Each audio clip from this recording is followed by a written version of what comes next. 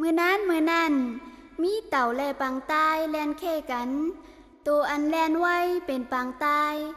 ไอ้เต่าเทิงร้อยเสียตากอต่อย่างเป้ไหลปางตายกว่าในเย้าหนายายอนเจาว่าเฮาอ่ำแก่บ่มีวิริยะตั้งคัดเจอเฮาตักอ่องเป้อ่ำก้านเผอ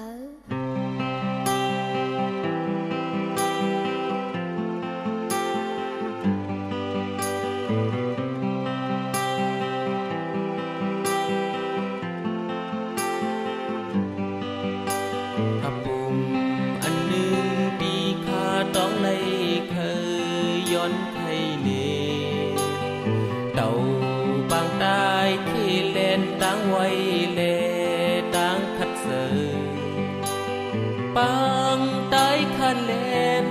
นอนละเป็ดวัดตั้งเสหันถึงตัวมันไว้อยู่ในลอยก้อยก่อนไอ้เต่าเขาเยิงมา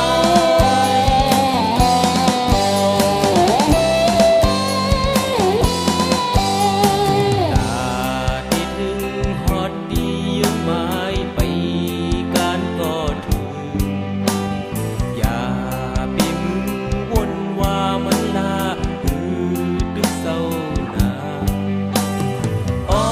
นขึ้นทัดสางขึ้นลูกยางขึ้นหูโดตีลาปูนต้นตาสูเล็กเท่านุ่มขึ้นสืบอ่อนเห็นสอน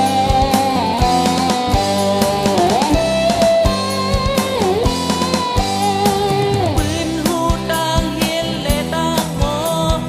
มันหืดได้มานักออกคนมีต่างผู้ดีและพายเฮาดีสะดือไล่ต่อสะปอหาย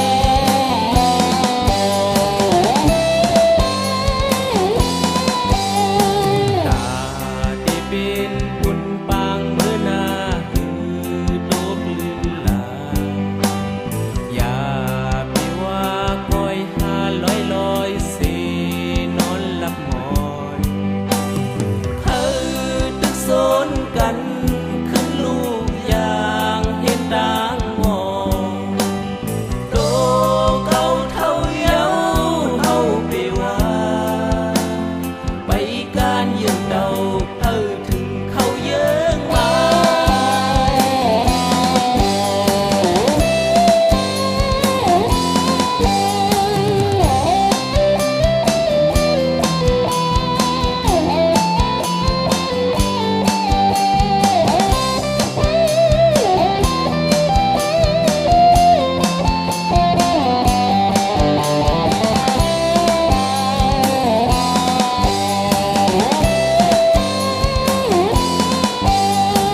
ปืนหูต่างเห็นและต่างมอมันหืดได้มานักออกคนมีต่างผู้ดีและพายเฮาดีสะดือไล่ต่อสะปอหาย